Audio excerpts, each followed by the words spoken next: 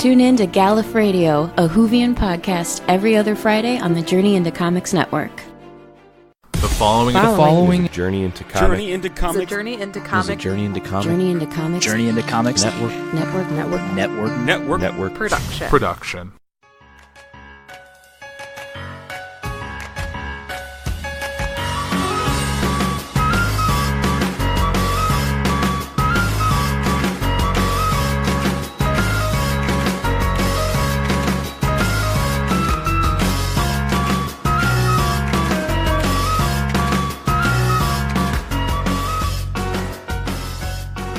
Hi everyone, we're back with another exciting episode of Adulting Ain't Easy, a show where adulting is hard because we're all adults, we're all tired, and we're all just trying to do the best we can with life. And join with me as always, I am Andrew, by the way, sorry. Joining me always is my fiancée, Liz. Hello. And Liz had a great idea for a topic to talk about today because for those of you who don't know, this time of year is when a lot of people are going back to school, whether it's school for themselves or if they're a teacher, they're doing grad school, they're doing all that. And Liz had a great idea to kind of talk about that today, so I'm going to kind of throw the ball to her. Yeah, well, especially because today is like the eve, the eve before the first day of school, which is like, either for teacher or for student, I feel like it's extremely stressful and filled with anxiety because you never know what you're going to expect. Right, because as this episode drops, it's usually the first day of school for a lot of kids. Like, teachers have been back for a couple days now, and really today, as you guys are listening to this, is when everything's in full swing. Yeah, and I'm not ready for it as a teacher, at least. And I feel like since school is starting earlier and earlier, it's harder and harder for people to go back to school. I definitely agree. I'm definitely not looking for the fact that now that we have a house and we live close to a high school, is now that the high school's in full swing. Driving to work is going to be fun, and now we're going to hear a lot more marching band and football practice and all that just because we're pretty close to the high school. Oh, but that's not necessarily a horrible thing. No, at least It's only for the fall. It's only for the fall, and then it'll be quiet again. Mm-hmm. Then I was on our way to, I was like, oh, maybe we should go to the games. Liz is like, that'd be weird. Like, neither of us went there, and we're obviously not old enough to have a child that goes there. So I feel like it's kind of awkward being like that community member that's like, oh, I'm going to head out, it's Friday night, I'm going to go to the football game. And it's just very awkward unless like you're going with people that, oh, they went to high school there, fine. Or like, oh, your kid goes there, fine. Or like you know someone on the football team or Palms or whatever. It's just really very awkward if you don't know anybody. I definitely agree. I mean, I was also the one who went to like a high school production for a school that I didn't even go to, but that's just me and a friend of mine. So, but that's just the nature of the beast, really. Yeah. But speaking of going back to school, like it's been a while since I've gone to school as a student. It's been quite a few years. I'm actually having like the high school reunion's coming up, 10 years, which is crazy. Liz has never really left school. No, unfortunately. It just keeps haunting my dreams. Not really. No, but, I mean, I feel like August in general, like, literally, when the first day of August comes around, it's like this daunting, just, ugh, feeling. Like, this feeling of dread, like, oh my gosh, now I gotta actually think about what I have to do for work and, you know, different things that come along with it. Like, especially if it's, like, one of your first year teaching. Like, I know when I first started teaching, like, I didn't get my actual job until, like, the last week of July. Like, it was the last week of July towards the first week of August, and I was freaking out. And I feel like ever since then, that month of August has just given me such bad anxiety, and it's because it's just like you just never know what's going to happen. You don't really know what to expect until you get there. I mean, even what's nice about like the school that I work at is that the day before we do like, it's called a meet and greet. So parents and the kids come in, they find their lockers, they can walk their schedule, and I like that part. But then also you have those kids that show up, and then there's kids that don't show up, and those are the kids that you freak out about the most because you're like, I don't know. Sometimes you don't know what they look like. Sometimes they're new and you have no idea, you have nothing on them. So it's just like that kind of anticipation to kind of get everything up and rolling. I wish, because I feel like the first day of school is just so awkward. Like, you can't really start anything. You're just like, oh, okay, here's my syllabus, here's my expectations. And then it's like, what do I do after that? It's like, oh, icebreakers, wonderful. But then how many icebreakers can you do through your whole schedule? Especially if you're a middle school kid, because you're probably doing the same thing over and over for 7 or 8 class periods. And it's, I don't know, like, part of me is just like, maybe extend the school year's not so bad, because then you just kind of have a break, keep going, have a break, keep going. But then I know if I were ever to go to a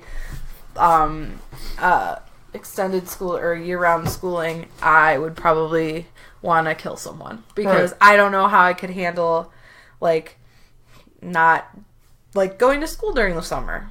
Like, you do go to school during the summer. Well, yeah. It's a transition, because when you teach summer school, it's half days, it's only a few weeks at a time, and it's not as in-depth and intense. And yeah. I think more of my anxiety this year is because I got, I'm switching positions within the special ed realm. So before I was more of a self-contained, where it was like, oh, it's just me I have to worry about. And like, my kids are with me all day long. Now I'll be working with older kids, and it's more of a resource where I may not see the kids at all during the day. And that's something that makes me nervous, because then it's like, well, I don't even, like, one of the kids on my caseload didn't come today. I have no idea what she looks like. So how am I supposed to, like, form a connection with this person if they didn't show up to the meet and greet, and then I don't see her throughout the day anyway? Like, it's just very, like, that kind of stuff makes me nervous. But I know once the first day or two of school go by, it won't be as bad. But just those jitters. And I feel like I was the same way when I was in school too. I don't know about you. Right, when I feel it came like to first day of school. I feel like first day of schools were always like, all right, let's go around a room, introduce ourselves, tell us something random, or a fun fact, or one of those things like, what's a fun fact to you? Like, I am left-handed. Oh, that's exciting. Or I can drive stick. Oh, that's cool. Like, and then you do the same thing in every class, and you're just like, and then like when you're in college, it's the same kind of syllabus. If it's syllabus day, they go over the syllabus, and then you're gone. Yeah, like the first day of school at any grade level isn't that exciting. The only time it's not different is maybe pre-K. Pre-K might not change from one day to the next. Maybe. Yeah, I don't know how they really work. I've never worked with that young of kids before. Like, I've attended, like, my mom's pre-K class, I've come in there, but I've never been there for a longer period of time to actually know how it runs. But it seems like a slightly more structured daycare. Mm-hmm. But there's probably more to it. I know Veronica on Foodies and a Gallifredo and a couple of other shows on the network is a pre-K-8 as well, or kindergarten. I can't remember exactly what she is, but she might know better, and she might have her 2 cents on it later. But yeah, I definitely agree that it seems to be always an interesting transition from summer to a school year, and I know parents and teachers and kids all kind of feel the same way going into it. It's like, oh, it's here already. Yeah, well, in that sense, and then sometimes, like, if you're on any of, like, the teacher sites, I love them because I feel like I relate to them so much. But, like, you see, like, at the beginning of the summer, it was, like, some schools have, like, they put it on their, like, school billboard, and it'd be like, tag, you're it, parents, because it's like, hi, you get them for 3 months, but now it's, like, now it's that time of year where it's like, oh, we return the favor, now we're it for, what is it, 38 weeks? I think I counted 38 weeks. Isn't that so sad, though? You already have the countdown clock? Yeah. Only 200 days of school till summer. No, 180. There's 180 school days. I like that you already know it. Yeah. I know one thing. I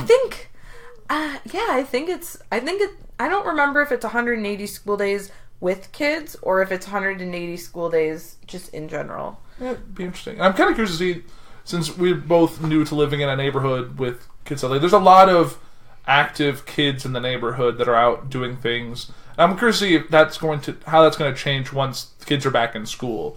Are we not going to see kids during the week and then they're going to go hard on the weekends, or if it's going to change at all? Oh yeah, because those kids can go so hard.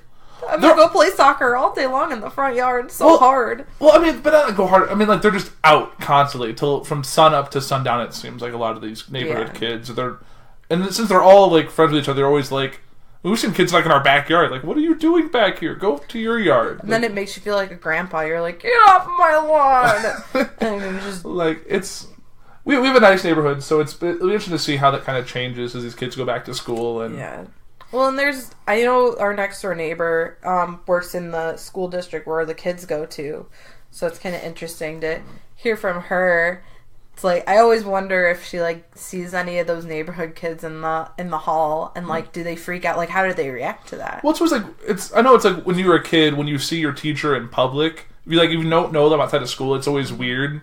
Yeah. It's like, even though, like, you know, like, they have normal lives, they have families and stuff, and some of them are parents of kids and also in your class or in the school, so it's just one of those things. Like, my mom was a teacher, but it still was weird to, like, oh, here's my 4th grade teacher, like, out of the grocery store. That's kind of weird. Yeah. Or the fact that, like, your parents are friends with a lot of your teachers. It's just... Well, that doesn't always happen. Well, it's when your parents' teachers are, like... It might come to a point, like, when we have kids that you might be being friends with your kids' teachers. It could happen. It depends if you're in the same district as the kids, obviously. But it's not uncommon. Right. Yeah, where was I going? I was thinking of something while you were saying that. 180 days. 180 days. That's all I can keep thinking. Liz's gonna have one of those tearaway calendars, like the one where they would do like a time lapse and the calendar sheets fall. No, then I would get in trouble because they'd be like, "Oh, stop being so pessimistic. School's supposed to be fun." No. Yeah, no. I'm sure one of the kids that I knew from last year that I have would be like, "Yeah," because he's definitely one of those kids that's like, "I hate school," and he says it so matter of factly. I'm like, well, too bad. You still have to get through it until you're 18, and then you can do whatever you want. I wish you could check into some of your kids that were so excited about going on to the next school. Like, obviously, we can't say names on here, but I know it's probably one of those things. Yeah, like, I had students for the last 2 years. I had the same 4 kids, and 2 of those kids actually graduated. They're in high school now, and they actually the high school did start on Monday, and like you saw, it was kind of funny because we were still doing our institute day, or like as we were leaving to go home, you see like the kids, you'd be like, oh my gosh, I remember that kid, he was in 8th grade last year. Oh my gosh, I remember that kid from 2 years ago. And it's just weird that there's like, I'm gonna be working with those kids, and I'm gonna, if I continue to be at this school because I'm gonna be in 8th grade, I'm gonna be like, oh my gosh, that's one of my students. I had them in the year 2018, 2019. They're walking down the street and like acting like maniacs, like freshmen. And it's just like, it's very, I'm kind of nervous to be like that, but I know obviously that's something that happens because your kids don't stay the same age. No, it's like my grandma taught forever and had second generations. Like, she had her kids' like she had her students' kids for the same grade level like 20 years later. It's kind of how things go. If you're a teacher for a long enough time, and you're in the same area, that's how it can happen. But I feel like teachers these days don't stay at the same school too very long. No. Unless they get, usually later in their career, but not like, teachers your age probably shuffle around a couple times. Like, yeah. I have one friend who's a teacher who's on like his 4th school in 4 years or something. Like, it's just, some teachers move a lot. It's just kind of how it goes. Well, and it's hard because you want to find the place, like as a teacher, and I feel like anywhere, you want to find the place where you feel most comfortable, and, you know, for a certain amount of time, one place maybe that feel that way for you, but then, you know, it's amazing how 1 year can kind of change your whole perspective on certain schools, because especially for me, like, I remember I was worried going into my 2nd year of teaching. I was like, before my 2nd year, I was looking for other jobs, and I'd gotten close to some places, but never kind of hit the nail on the head with anybody. And so, like, I went into my 2nd year, and I'm just like, oh my gosh, like, I'm going back to a place. I was very worried about how it was going to go because, I mean, my 1st year teaching, I felt like was kind of rough. In terms of, like, there was just a lot of things going on that I was not expecting to deal with. It's culture shock, too, right? Yeah, it's a bit of culture shock, but then it's like, then I made friends, and then you're like, sometimes it makes it a little harder to move on, but then it's like, there's always that double-edged sword when it comes to it. But even from my 1st to 2nd year, there was a huge difference. And, like, I mean, at first, like, going into the 2nd year of school, or of teaching, I was like, all right, by March of next year, I'm going to be starting to look for jobs, blah, blah, blah. But when it actually came to that time, I'm like, you know what? I'm okay with this. Because there were a couple of changes in terms of, like, we had gotten a new superintendent and she had changed a lot. Like, she was focusing on getting us good at a certain number of things. And it's like, wow, that makes a lot of sense. So I'm like, maybe I need to stay and figure out, kind of see what she's about.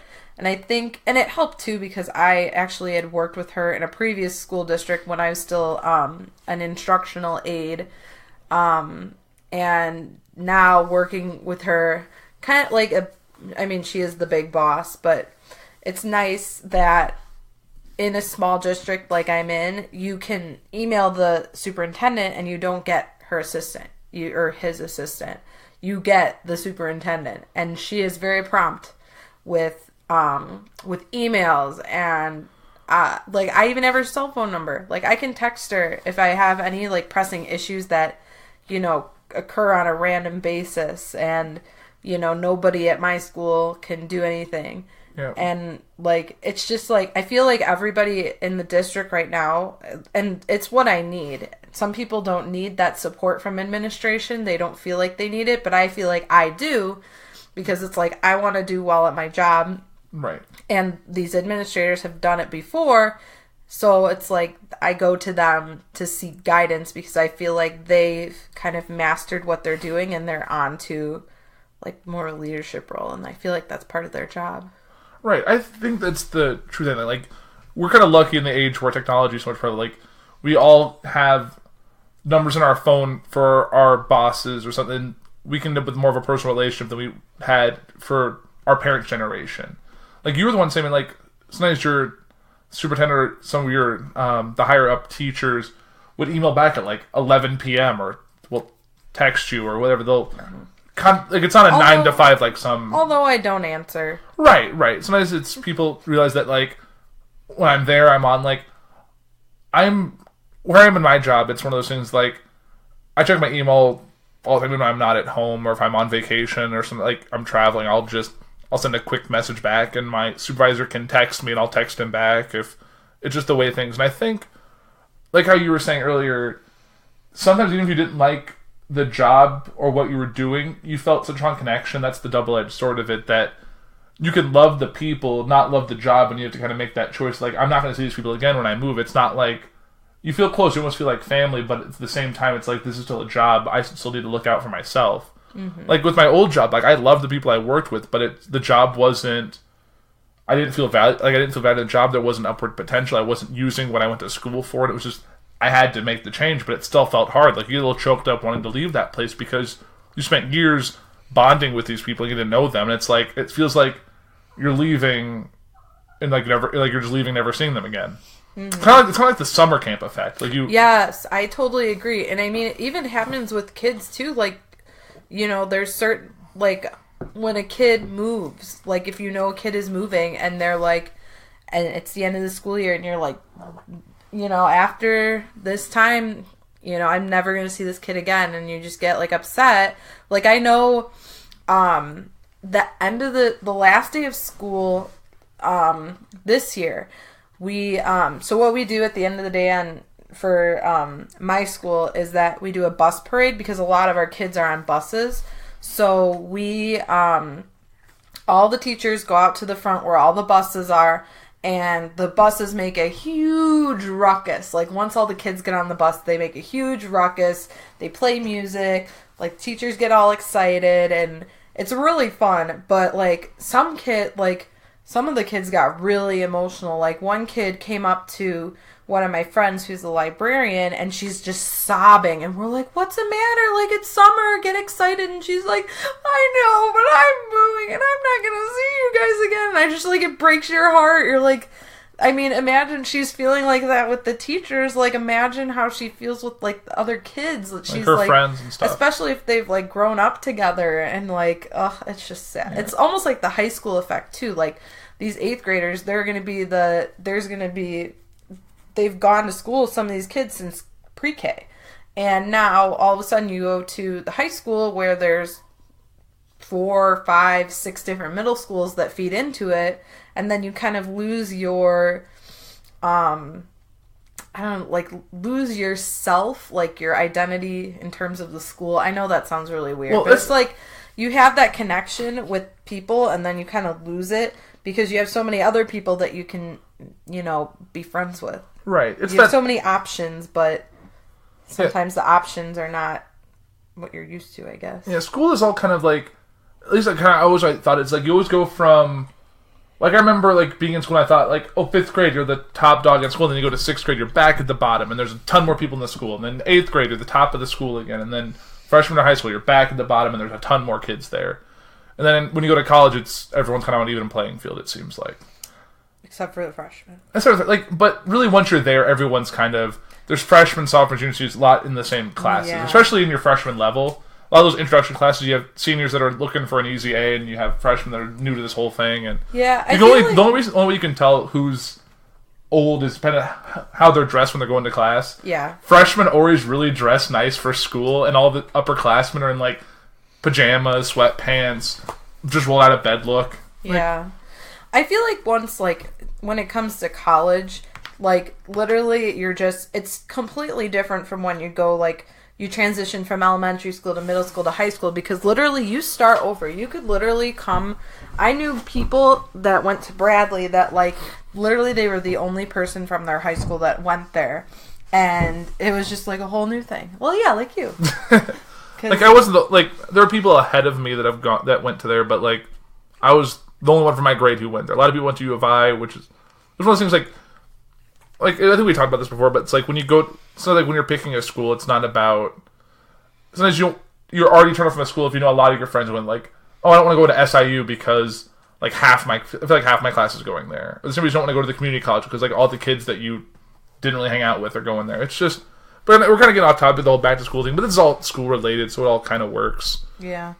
But it's just, I know it's the different feeling like when you're a teacher, and I get to learn a lot about how life is as a teacher just from being with you and seeing how all that is. And yeah, like how I really want to go to bed and it's 9 o'clock and you're like, no, we have to stay up, and I'm like slowly fading away. Right. I'm like, I'm tired. I was up at 6:15. Even though I was up before you today. Yeah, and it's like I had to interact with humans all day long, adults. The rest of the world. Adults and children and it's stuff. It's one thing we have to get used to is that we're both very different sleep schedules. Like, Liz is going to go to bed when we're done recording this, and I'm still probably going to pit around for at least another hour or so before I even come to bed because I got stuff I need to do. And like, even when I was living at the house before Liz moved in, it's like, oh, when did you go to bed? I was like, I went to bed like 11:30 because I was doing this, that, and you're like, you were puttying at 11 o'clock at night. It's like, yeah, it's like I was asleep for 2 hours at that point. Like, what are you doing? Yeah. But I can run on a lot less sleep than Liz can.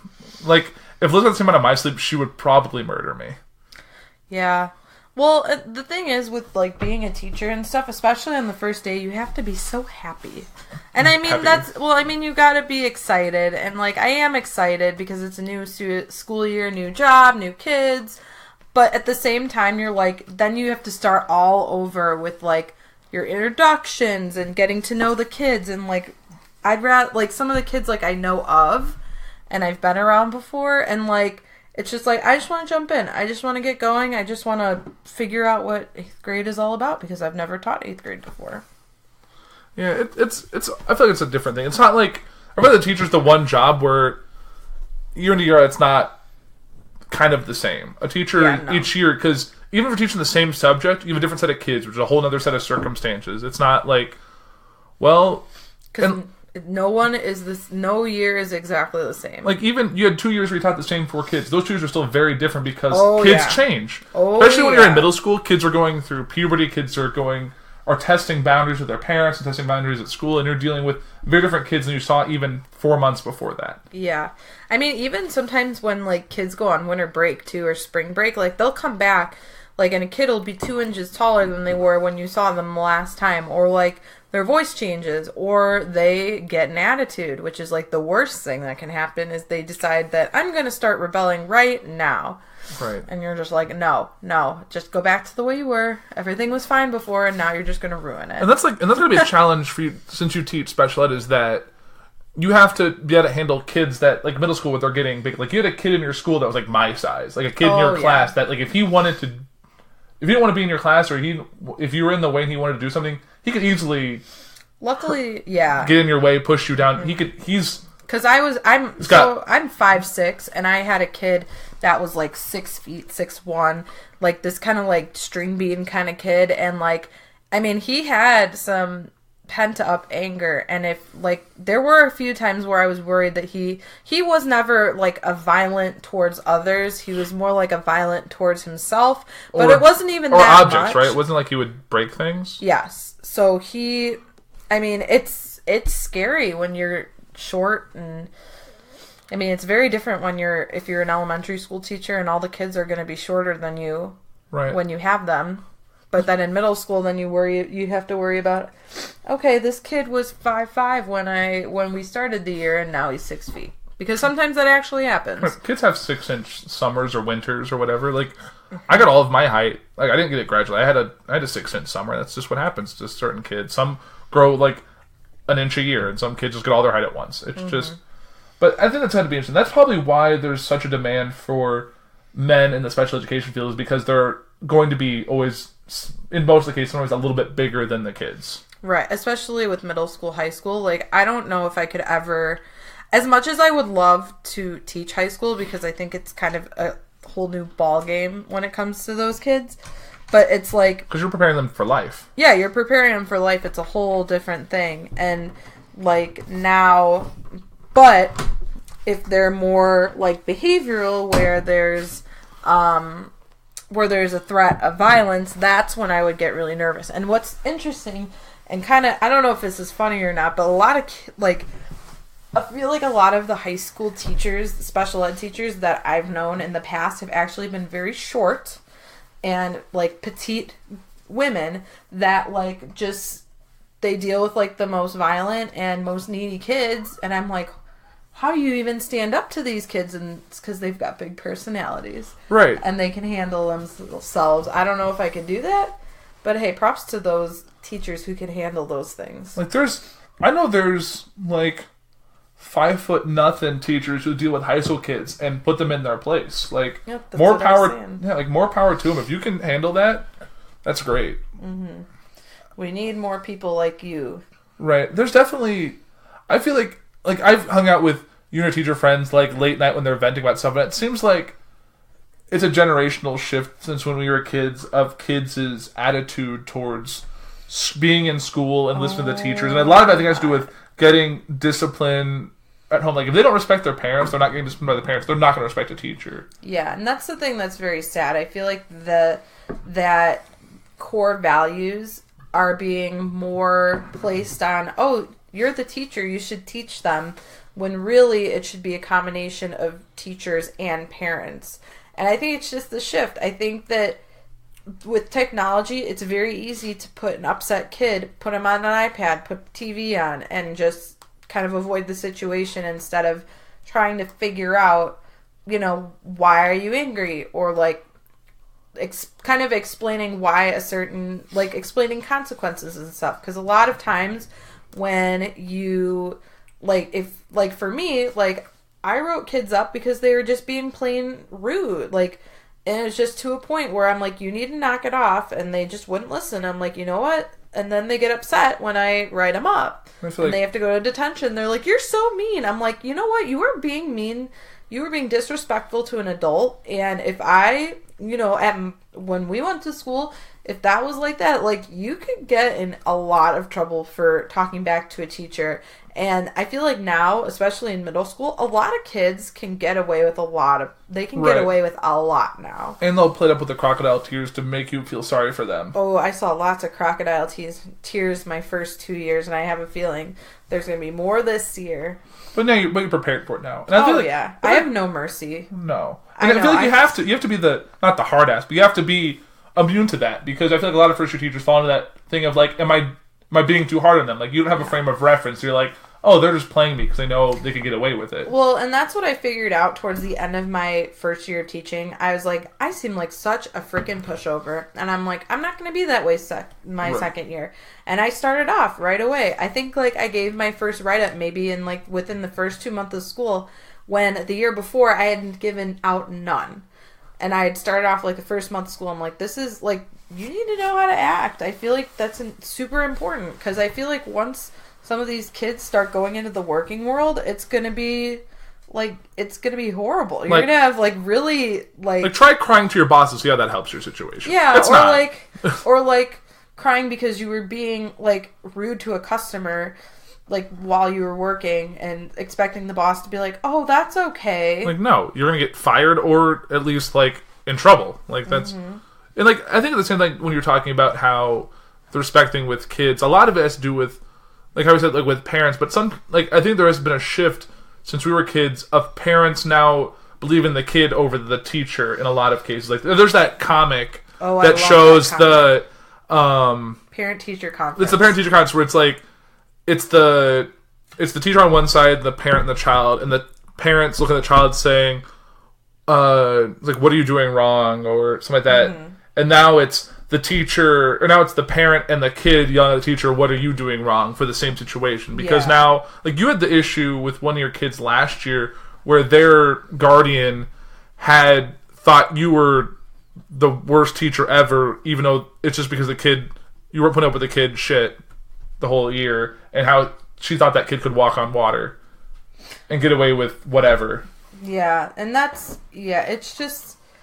it's definitely a huge shift, and it's something that I'm still getting used to.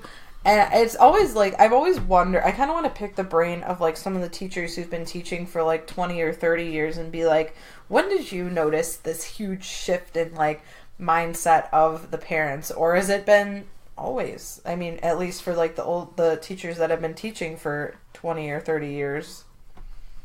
So, I mean, it's very interesting. Yeah. Yeah, I feel like I don't know a lot about this whole thing because I've been in the workforce since I've graduated, even when I was still in school. Like, I've never really been an educator. Like, the closest I've come to is not like I would volunteer to help with like little kids at like camps and stuff. But like that's the best I've come to being in a teacher type role. But Liz deals the day out, and God bless her, because I don't think I could do it. I've helped out at those at some of those school events, and that's, I feel like, sometimes stressful enough, and that's even a whole other environment. See, I like doing with like the like after school activities. I like doing those. I don't know why, but it's just like it's fun to seeing the kids in kind of like a different environment, because I feel like school and after school are just so completely different with kids, and it's fun. I enjoy it. I like doing I love chaperoning dances. That's usually what I do. I like getting roped into those chaperoning dances. Hey, it's fun because I like the Halloween one. The Halloween one's my favorite. Yeah, I really like that one. Just because they do the haunted maze, and they do kids all dress up, and I feel like those, like the Valentine's Days and stuff, I feel like for kids in middle school are dressing a little too adult for my liking. Yeah, but I think that's really, I'm just getting older, and I'm like, you're 12, you shouldn't be dressing like that. Yeah. Like, you should. I remember like what the kids, like the boys and girls, dressed up for dances when I was in middle school, and it's like, it's not that. I think a lot of it's just the culture we live in now. Things are just changed, and they're seeing like makeup tutorials, and you should be wearing this and not this, and contouring and all that crap that like we didn't get when we were kids. And I didn't even know about that because I'm a guy, but that's just stuff you just get inundated with social media and stuff. And I love those pictures, like me when I was in middle school, and then middle schoolers now, and they're completely different. And it's just kids with like braces and chunky highlights, and like half braids with long hair down, and then like a weird long sleeve dress, and boys with braces that are 2 feet shorter than their date, and all that. Yeah, all the fun. Yeah, now they look like supermodels. At least one that hasn't changed is boys and girls will still be as far apart at the dances they can be, which I think is something that hasn't changed in middle school. Which is the best part. And sometimes you have a couple brave people that'll dance together, or they'll dance in a group. And then towards the end of the night, they start mingling a little bit together, or they're in like groups of like, oh, it's 4 boys and 5 girls, or they're all kind of just hanging out in a big group because they're friends. And I don't know. It's always fun, but some things won't change with school. But I feel like in the age of social media and all that, it's going to be like there's kids with like nicer phones than I have. I'm like, I know it's your parent buy you that phone, but they should give all kids their first phone should be a flip phone with like 6 numbers in it, just so they get used to it. Give them the internet, but give them the one that they have on the little browser with not a touch screen. They have to navigate it that way. Oh my god! I think everyone should be like your first one was like a Razor. No, I had the LG. I had the free phone. So like when my mom got a new phone, she got a free phone to go with it, and I got the free phone, and it was no touchscreen, right? They didn't even have touchscreen when I got my cell phone. I don't think you didn't have touchscreen in college at first. No, you had your BlackBerry. No, I had an LG Shine, which was was that the LG Shine? That was before that. Then I got something that was similar to, it was still an LG, but it was very similar to a Sidekick, but it wasn't a Sidekick. Okay. And then I broke that over Thanksgiving, and then I think it was over Black Friday was when I got it my freshman year. I got a BlackBerry, and then I don't even think I got my iPhone until junior year. Yeah, I don't think you did either. Because I remember you had the BlackBerry and had so much issues with it, and you had like 3 different ones in like 1 year because they kept having issues with like the little ball didn't work or the buttons kept having issues. Like I remember my first phone I got for my like 16th birthday was just a little flip phone. Didn't even have a camera. It was just a phone. Or maybe it had and then just had the regular 9. And then I had one of those ones that you could open it vertical. You can open it sideways to use the keyboard. And I remember that was so cool. And I remember my brother used to have these big brick phones that you could fold in half to like have all that stuff. And yeah, technology has changed so much. But I think kids they should get an old like you've seen those videos they share of like I remember watching the video the other day of like kids trying to use a rotary phone and being like so confused by like thinking that they can dial it, then lift up the receiver, and kids don't even know what a receiver is anymore. That's the thing. Or like the fact that like the save icon looks like a floppy disk. And they don't know that floppy disks were actually what you stored stuff on. When like 50 megabytes was a big value at one point in time, and now people have terabyte SD cards, micro SD cards they can stick in their phone. Like, times are changing. And I don't know how we got on this topic. I think it was just because kids are spoiled by technology these days. And like, it used to be like kids would be roughhousing in restaurants. Now they just hand them a tablet and they're staring at a screen while everyone else is eating dinner, and then they get addicted to technology. Like, I don't know. Give them dial-up internet. Give them a flip phone. That's how they should get used to technology. If you want to if you want to use Facebook, let it load for 30 minutes. Then see how important that post was. Ha! I like that. That would be a big wake-up call. Our parents or our children are going to hate us. Yeah, pretty much. But I feel like all kids hate their parents at least one point or another. Yeah. Except us. We loved our parents. Yeah. Well, well, speaking of technology, there is one thing that I like about technology, and that is that it's easier at least for teachers to kind of reach out for help, because in terms of like we don't have a lot of money to spend on the kids, and we're expected to do so much for them, but we don't have the means to do it. So I love that there are websites out there like GoFundMe and Donors Choose that can help you kind of broadcast what you need, and people are nice enough to donate. And I had 2 Donors Choose projects that got fully funded, and one of them was like for books that I needed for my classroom library, because my kids were improving so rapidly that I didn't have books that they could just pick up and read without them being super easy. Mm-hmm. And then we did a coffee cart, which helped out kids that have more issues with socializing and verbalizing and intellects and things like that. And so that was a really cool program of getting that coffee cart started, and the kids got to they got to like learn how to count change and customer service and things like that. And it's really cool.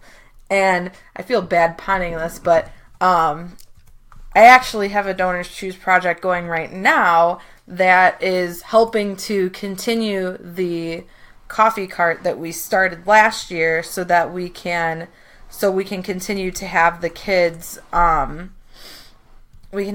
continue to have the kids work on their social skills and their money skills and things like that. And you know, I want to keep doing it, even though granted I'm not the one running it anymore, but I want the teacher that is running it to be successful and to continue it, because we saw huge improvements with some of the kids that were struggling before. Well, that's one thing you saw. It became a reward. Like, they wanted to be better behaved so they can do the coffee cart. Because if you took the coffee cart away from them, they would be upset. Right. Like, it worked better than any other incentive that you had going for you. Because it was different. They got to walk around the building. They got to socialize with different teachers that they don't have in class.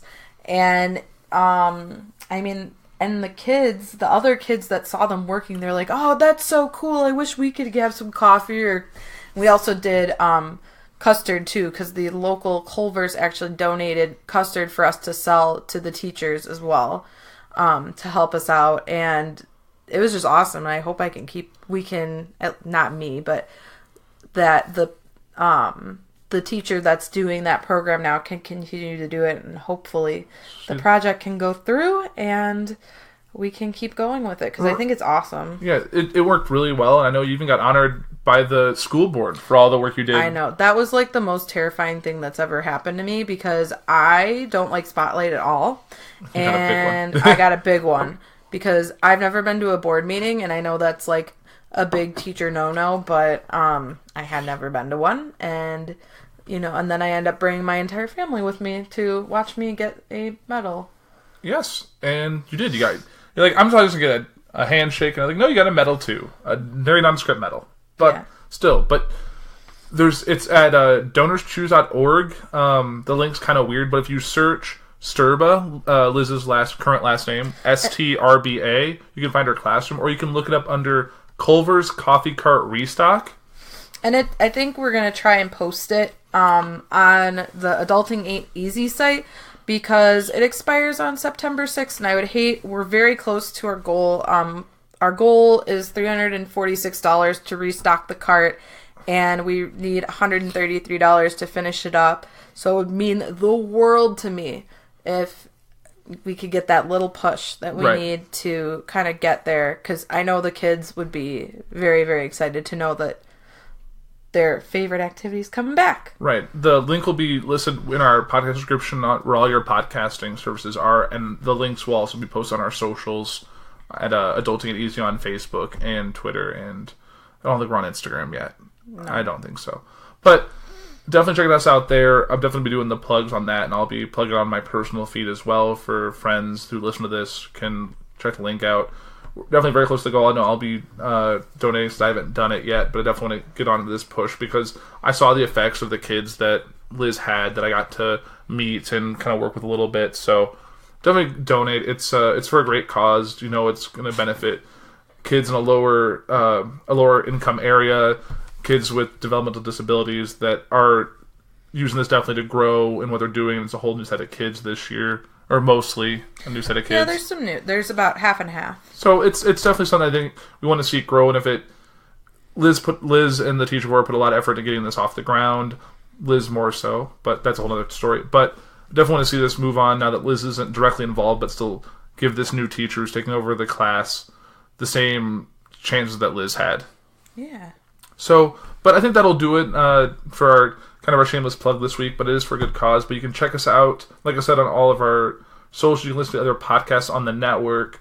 You can listen to me. Foodies Watching Movies is on our season break right now, but it'll be back in the fall. I have 2 other shows that I kind of broke off from the Poor Report, so you can listen to Poor News next week, and Poor Entertainment had its first episode yesterday, so you can listen to that. A lot of fun topics in there. So if you don't really like political news like Liz does, you can listen to Poor Entertainment, where it gives you the music, movies, TV, all that fun stuff. I thought you said porn and P-O-R-N entertainment, and I'm just like, that is not. I don't like that. Oh, don't God, that would be really awkward. No, Poor Entertainment. Last name is Poor P-U-H-R. So it's like you're poor, like you're broke. It's not Rich Entertainment. It's Poor Entertainment, not porn. That would be really weird. Another podcast starting next year. No, that would be terrible. Nate, don't get any ideas. But I think that'll do it for Adulting Ain't Easy this week.